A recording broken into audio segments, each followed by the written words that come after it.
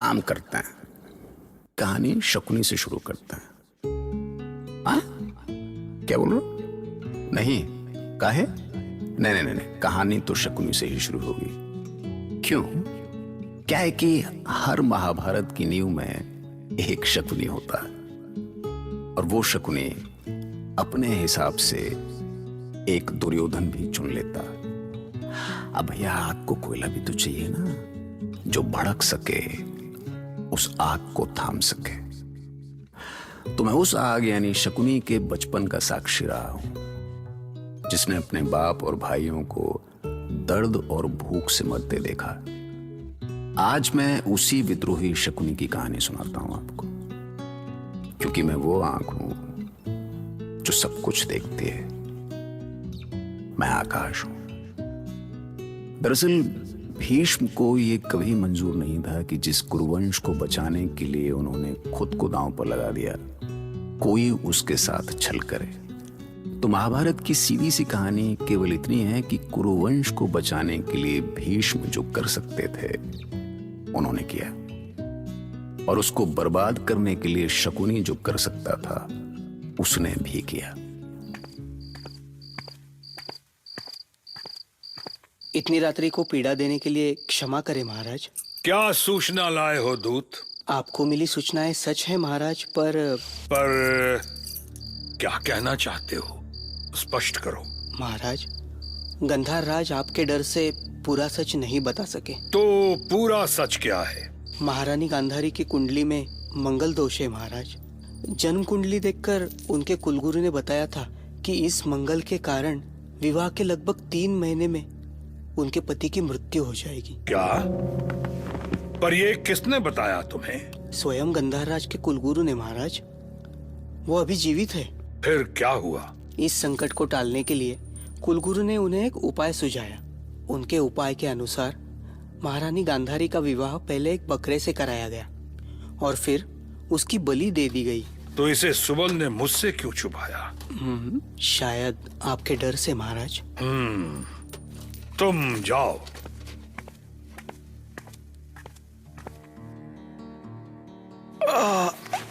ईश्वर, ईश्वर, बहुत भूख लगी है पिताजी।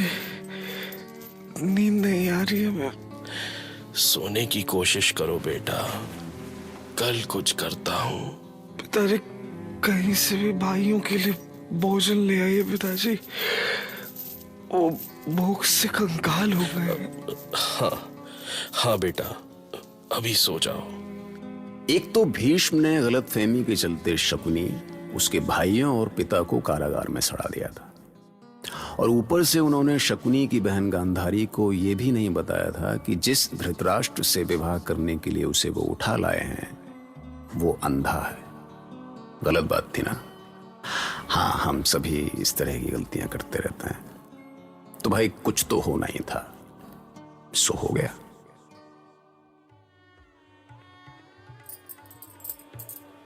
अरे, बहू का श्रृंगार तो हो गया है, अब देर क्यों हो रही है? जल्दी करो, नहीं तो महाराज धृतराष्ट्र भागकर यही पहुंच जाएंगे। दुल्हन को सुहाग कक्ष में हमें ही ले चलना होगा। चलो बहू। अभी मेरा श्रृंगार बाकी है। अरे, अब कौन सा श्रृंगार बाकी है? अंग अंग आभूषणों से तो भरे हैं। मेरे लिए इस श्रृंगार का कोई महत्व नहीं है। मतलब? मेरे पति अंधे हैं, किसके लिए करूं मैं ये श्रृंगार? धात्री, श्वेत वस्त्र की पट्टी ले आओ। पट्टी? क्यों? मेरी आंखों के लिए। जिस संसार को मेरे पति नहीं देख सकते, उसे देखकर मैं क्या करूंगी? ये आपका गुस्सा है या प्रतिकार? नहीं, ये मेरा प्रतिकार नहीं, स्वीकृति है। मेरे पति जो भी हैं, जैसे भी हैं, मैं अपनी आंखों पर पट्टे बांधकर उन्हें स्वीकार करती हूं। मैं गांधारी हस्तिनापुर के इस राजसी खेल को स्वीकार करती हूं।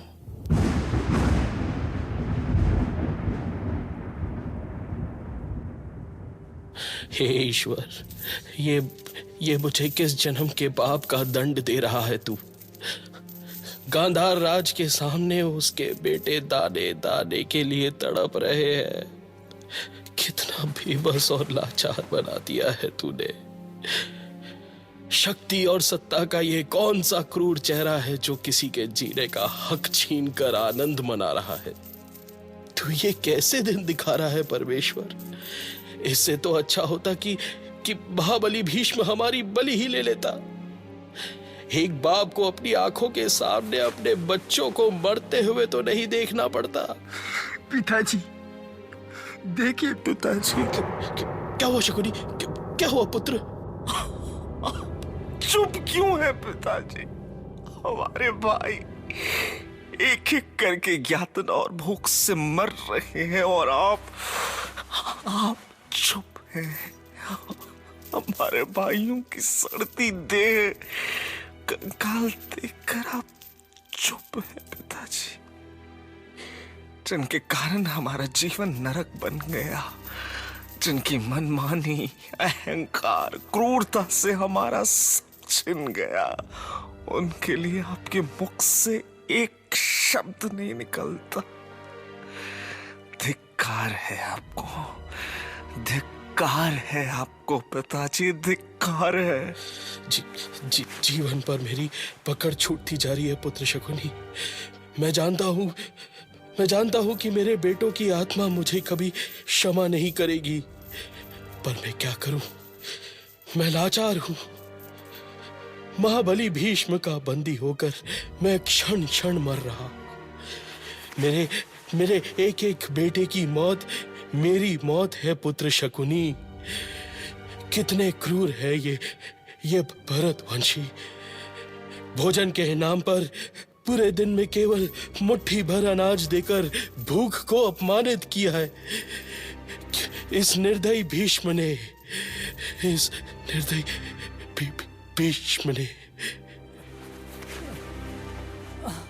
पिताजी।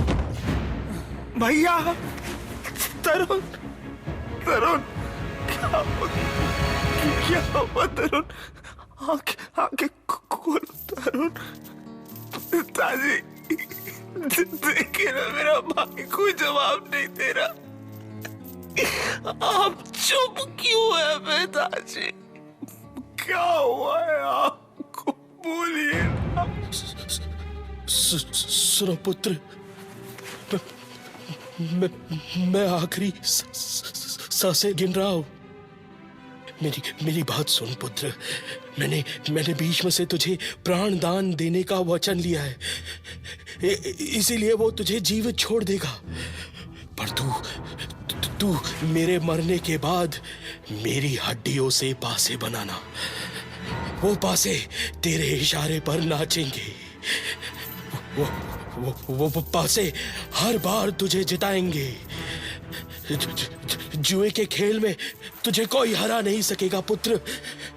मेरी ये बूढ़ी हड्डियां एक दिन बहुत काम आएंगी तेरे।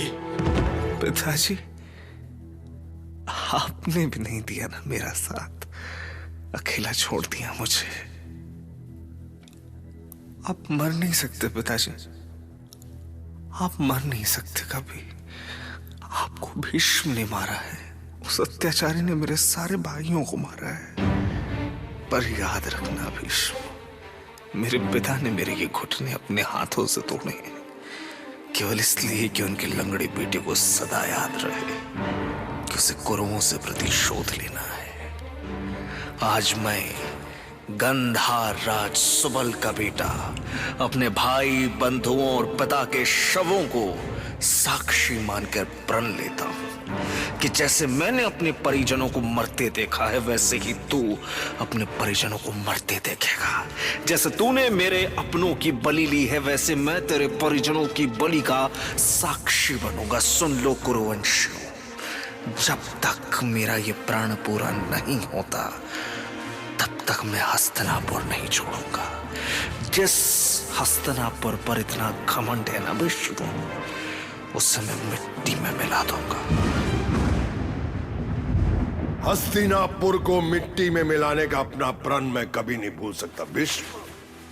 पिता की अस्थियों से बने पासे जब तक मेरे पास हैं, तब तक प्रतिशोध की ये आग धधकती रहेगी और उस आग में जलेगा सारा कुरुवंश। उस आग में जलेगा तेरा अहंकार और तेरी शक्ति। तिल तिल करके जलेगी, तिल तिल करके जलेगी पितामह भीष्म, तिल तिल करके जलेगी। मामा, हाँ? आप यहाँ अकेले क्या कर रहे हैं? अकेला? अरे क्या सोच रहे हैं आप? मैं कब से आपको ढूंढ रहा हूं। मैं अपने भांजे का भविष्य ढूंढ रहा हूं। कौन सा भविष्य मामा? कैसा भविष्य? अब बचा ही क्या है? और मुझे सबसे बड़ा दुख यह है कि आप भी पितामह के सामने कुछ नहीं बोले। हम सब कुछ जीत कर भी हार गए मामा, और आप चुपचाप खड़े देखते रहे, एक शब्द भी नहीं बोले। कितनी बड़ी बड़ी बातें की थी आपने, सब भूल गए आप। बस करो भांजे, बस करो। मैं सब कुछ भूल सकता हूं, पर तुम्हारे माथे पर उभरी चिंता की लकीरों को कभी नहीं भूल सकता। तुम्हारे सपनों के इंद्रप्रस्थ को कभी नहीं भूल सकता भांजे। अब कौन सा इंद्रप्रस्थ, कौन सा सपना मामा? सब कुछ मिट्टी में मिल गया। आप क्या समझते हैं कि केवल पासों से सत्ता का खेल खेला जाता है मामा? खेल तो पासों का ही होगा भांजे। अभी बहुत दम है इन पासों में। ये पासे अभी भी वही करते हैं जो मैं चाहता हूं। यही पासे तुम्हारा भविष्य लिखेंगे भांजे। यही सजाएंगे तुम्हारे सपनों का संसार। यही पासे इंद्रप्रस्थ का स्वर्ण सिंहासन तुम्हारे कदमों में ला गिराएंगे भांजे। तो उस समय आपके पासे चुप क्यों बैठ गए थे मामा? पितामह को क्यों नहीं रोक लिया आपके इन पासों ने? मिट्टी डालो भांजे, लोमड़ी सा सोचो, बाघ सा नोचो। अभी तो इन पासों का खेल शुरू हुआ है, और पितामह सिर्फ रुकेंगे ही नहीं, टूटेंगे भी। पांडव हाथ से गए हैं, जात से नहीं। एक बार फिर बुलाओगे तो वो फिर आएंगे। क्यों बहला रहे हो? मैं इतना भी भोला नहीं हूं कि आपके बुलावे में आ जाऊं। ये बुलावा नहीं, सच है भांजे। तुम एक बार फिर से अपने पिता के पैर पकड़ो, गिड़गिड़ाओ, कहो उनसे कि वो एक बार, बस एक बार फिर पांडवों को हस्तिनापुर बुलाएं। एक बार उन्हें वापस हस्तिनापुर बुलाएं। पिताश्री उन्हें फिर से क्यों बुलाएंगे? और बुला भी लें तो वो भला क्यों आएंगे? वो क्या करेंगे यहां आकर? एक बार फिर जुआ खेलेंगे। जुए का मोह एक बार मुंह लग जाए तो शमशान घाट तक पीछा नहीं छोड़ता। बस एक बार यहां बुला ले, फिर देखना। धतूरा तो खा के नहीं आए ना मामा? बस करो मामा, मेरा मन मुझे धिक्कार रहा है। मैं हारा हुआ खिलाड़ी बनकर रह गया हूं। अरे खिलाड़ी कभी नहीं हारता भांजे, हारते तो अनाड़ी हैं। और फिर जिसका मामा शुकनी हो, वो कभी अनाड़ी हो ही नहीं सकता। तुम एक बार फिर अपने पिताजी के पास जाओ, उनसे कहो कि तुम बिगड़े खेल को बनाना चाहते हो, भाई भाई के संबंध में मिठास घोलकर भविष्य का युद्ध टालना चाहते हो। संबंधों में मिठास, भाई भाई, ये सब क्या कह रहे हो मामा? आपकी मति तो नहीं मारी गई है? मुझे लगता है आप सचमुच में धतूरा खा के आए। ईश्वर के लिए तुम सोचना बंद कर दो। सोचने का काम केवल मेरा है। तुम अपने पिता के सामने गिड़गिड़ाओ, सर पटको उनके सामने। उनसे कहो कि बस पांडवों को एक बार फिर द्यूत क्रीड़ा के लिए बुला लें। कहो उनसे कि तुम केवल एक दाव का खेल खेलना चाहते हो, बस एक दाव भांजे, एक दाव। बस एक दांव, पर आप उस एक दांव में सोचो मत भांजे, सोचो मत। मेरा एक दाव भाग्य पलट सकता है, तुम्हारा भी और उन पांडवों का भी। मेरा एक दाव राजा से रंक बना सकता है, तुम्हें भी और उन पांडवों को भी। काल बनकर आ सकता है मेरा एक दाव, तुम्हारे लिए भी और उन पांडवों के लिए भी।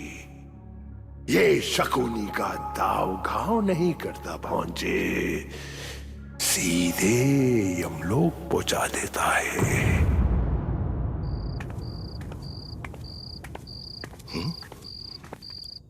पुत्र दुर्योधन,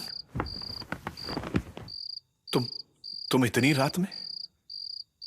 क्या हुआ पुत्र? सब ठीक तो है? कुछ भी ठीक नहीं है पिताश्री। आपने तो मेरी नींद ही छीन ली, मेरा चैन छीन लिया, जीते जी मार दिया मुझे पिताश्री। ईश्वर के लिए ऐसी बातें मत करो पुत्र। मैंने जो कुछ भी किया है तुम्हारे भले के लिए किया है पुत्र। असत्य मत बोलिए पिताश्री। आज तक आपने जो भी किया है पितामह के डर से किया है। मैं किसी से भयभीत नहीं हूं पुत्र। पितामह की सलाह गुरुकुल की परंपरा के अनुसार ही थी। यदि वो ऐसी सलाह ना भी देते तो भी मेरा निर्णय वही होता, क्योंकि बस कीजिए पिताश्री, बस कीजिए। उन्होंने सलाह नहीं आदेश दिया था, जिसका पालन करना आपकी विवशता थी, क्योंकि आप सदा भयभीत रहे हैं उनसे, सदा भयभीत रहे हैं। आपने कभी इतना साहस नहीं हुआ पिताश्री कि उनके सामने अपने पुत्र का पक्ष ले सके।